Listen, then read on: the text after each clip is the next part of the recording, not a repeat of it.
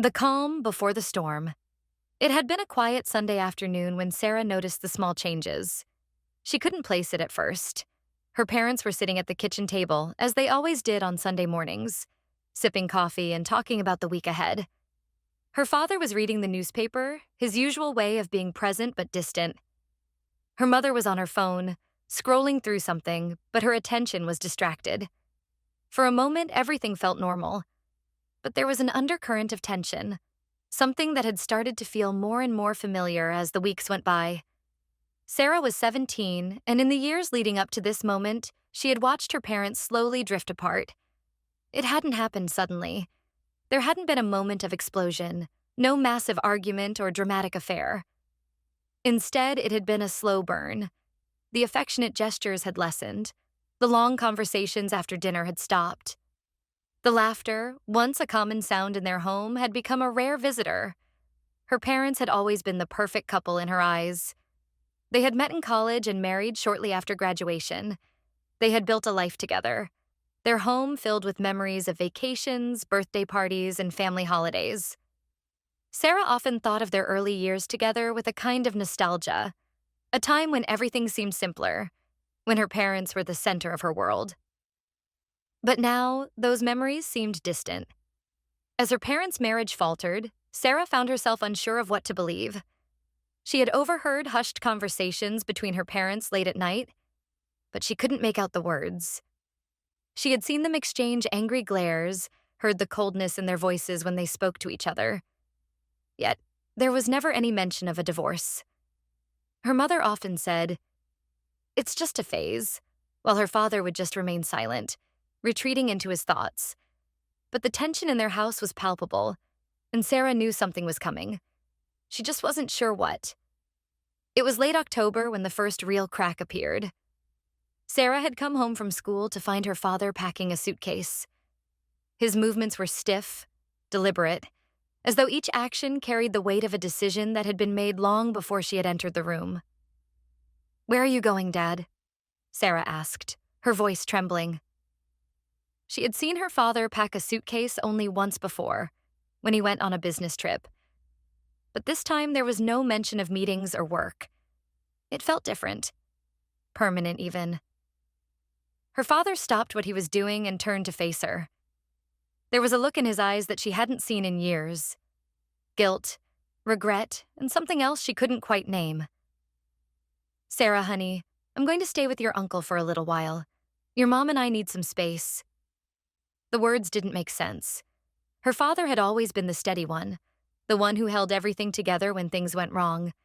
But now he was standing in front of her, his face a mixture of sadness and resignation. "Why?" she whispered, feeling a lump form in her throat. "Why do you need space?"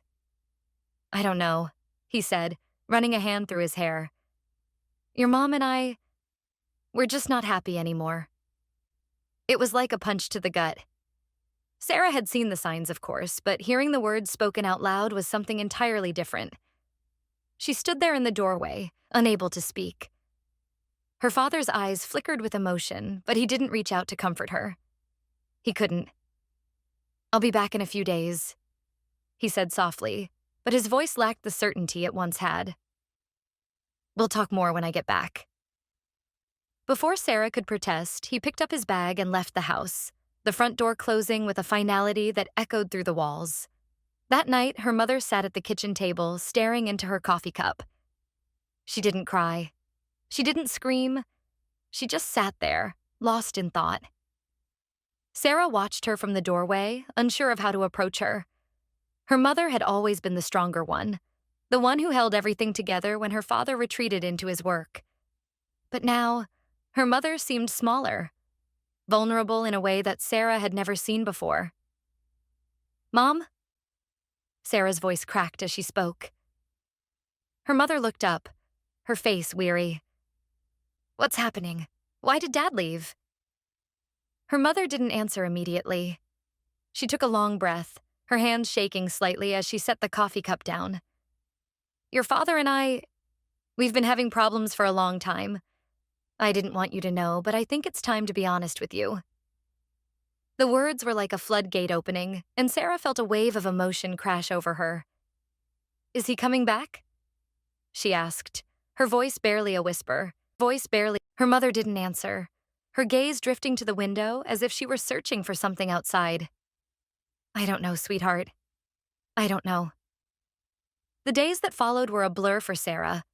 Her father's absence was felt in every corner of the house. There was a constant aching silence where his presence used to be. His clothes remained untouched in the closet, his shoes still by the door. But the space he had left behind felt like a chasm, something that could never be filled. Her mother became more withdrawn, spending her days at work and her nights in her room, staring at the walls.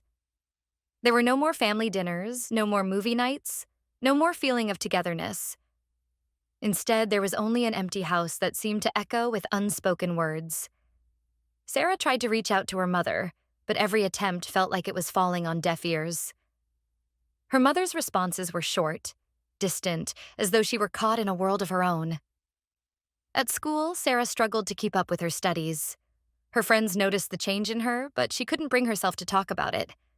She was too ashamed, too overwhelmed by the sense of loss.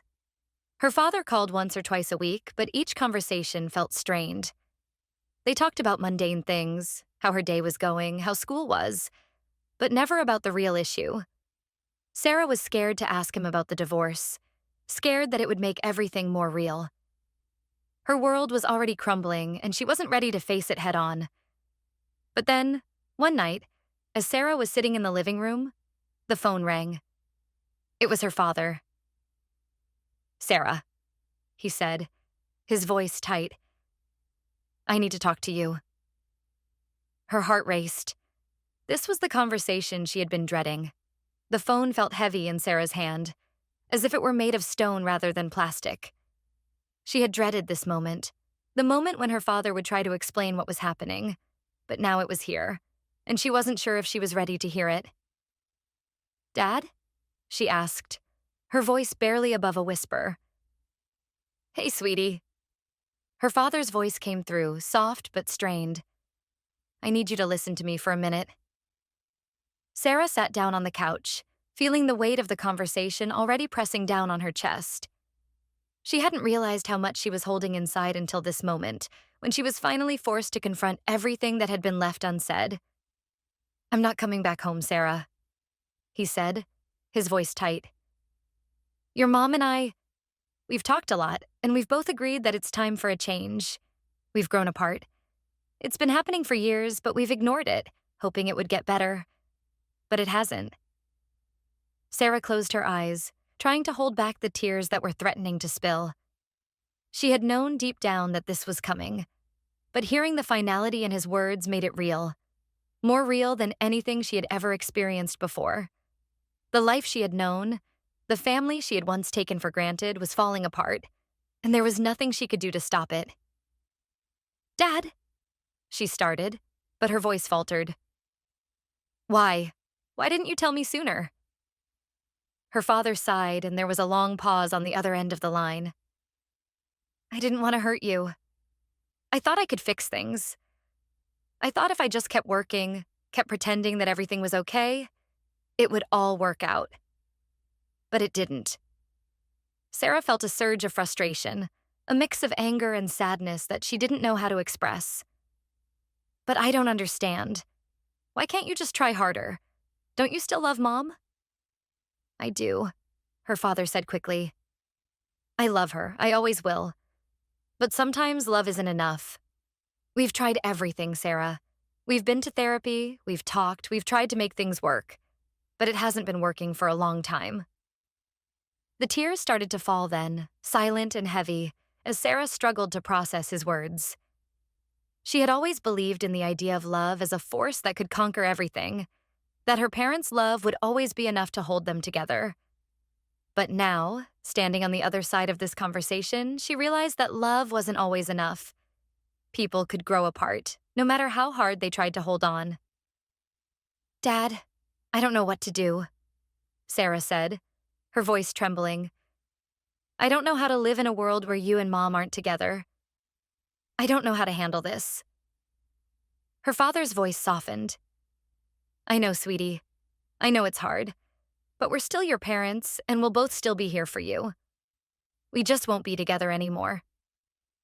It felt like a betrayal. All her life, she had known that her parents were a team. They were a unit, a pair of people who had raised her together, who had made decisions together.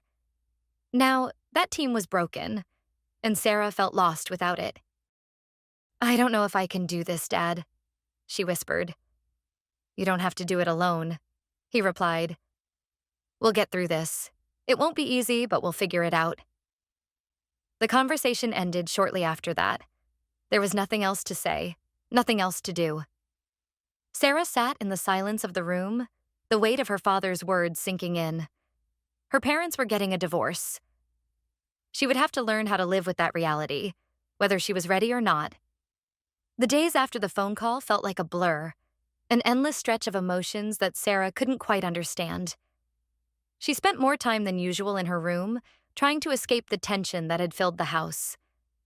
Her mother still wasn't talking much, and when she did speak, it was usually to tell Sarah that everything would be okay. But Sarah didn't believe her anymore. She didn't know what okay even looked like in this new reality. Her friends tried to be supportive, but Sarah couldn't bring herself to talk about what was happening. How could she explain the pain, the sense of betrayal, when she didn't even fully understand it herself? They offered their condolences, tried to cheer her up, but the truth was, nothing would ever be the same again. One night, Sarah found herself sitting on the front porch, staring at the empty driveway. Her father's car was gone, replaced by the quiet solitude that had taken over their home. The night was cold, the kind of chill that made her shiver, but she didn't move. She didn't want to. The stillness felt fitting for the moment. Everything had stopped. Her mother joined her on the porch a few minutes later, wrapping herself in a blanket as she sat beside Sarah. They didn't speak at first. Neither of them knew what to say. The silence between them was thick, heavy with the weight of everything unsaid. Finally, her mother spoke. I'm sorry, Sarah. I know this isn't easy. Sarah nodded, her throat tight. She had always been close to her mother, but now everything felt strained. Her mother was no longer the woman who had always known how to make everything better. Now, she was just as lost as Sarah felt. I don't know what to do, Sarah said, her voice barely a whisper. Her mother put an arm around her, pulling her close. We'll figure it out together, she said, her voice breaking just slightly. I know this is hard. It's hard for me too. But I love you, Sarah. And your father loves you. We'll always be a family, even if we're not together. Sarah leaned into her mother's embrace, the tears coming again, this time uncontrollable. She didn't have the answers, and maybe she never would. But for the first time in a long while, she felt a small flicker of hope. Maybe they could make it through this. Maybe, even in the midst of all this pain, they could still find a way to rebuild. The days turned into weeks, and the weeks into months. The divorce process was long and painful, and Sarah found herself caught in the middle more than once, shuttling between her mother's house and her father's apartment. It was difficult, and there were days when it felt like she couldn't keep going, when she wished she could turn back time to when things were simpler. But slowly, things began to change. Her mother started going back to therapy, taking time for herself. She began to rebuild her own life, slowly but surely. She found joy in small things again.